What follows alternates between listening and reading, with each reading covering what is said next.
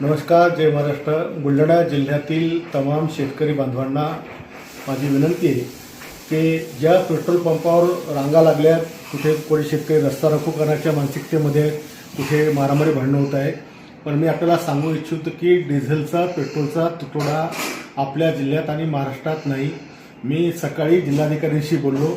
सगळ्या कंपनीवाल्यांचं म्हणणं आहे की पेट्रोल पंपवाले जेवढ्या गाड्या पाठवतील तेवढ्या गाड्या आम्ही भरून द्यायला तयार आहे. त्यांनी फक्त गाड्या पाठवाव्यात आणि त्याच्यामुळे शेतीची मशागतीची काम आपल्याला करायची आहे. शेतीची कामं ही एका जन्माची कामं असतात, म्हणून सगळ्यांना मशागतीकरता डिझेलचं काम त्या ठिकाणी पडणार आहे आणि म्हणून सगळ्यांना डिझेल मिळेल अशी व्यवस्था मी जिल्हाधिकाऱ्यांना त्या ठिकाणी सांगितली आहे. डिझेलच्यामुळे गावागावात पाण्याचे टँकर सुद्धा जात नाही, त्याच्याकरता सुद्धा पाण्याच्या टँकरकरता वेगळी व्यवस्था करायची, वेगळे एक पेट्रोल पंप देण्याची मागणी आपण जिल्हाधिकारी केली आणि तीही व्यवस्था त्या ठिकाणी झाली. केवळ नगरपालिका क्षेत्रामध्ये अत्यावश्यक सेवा पुरवणाऱ्या नगरपालिका घंटागाड्या असतील, बाकी सफाईचे वाहन असतील, त्यांच्यासुद्धा वेगळ्या डिझेलची व्यवस्था करण्यात आली.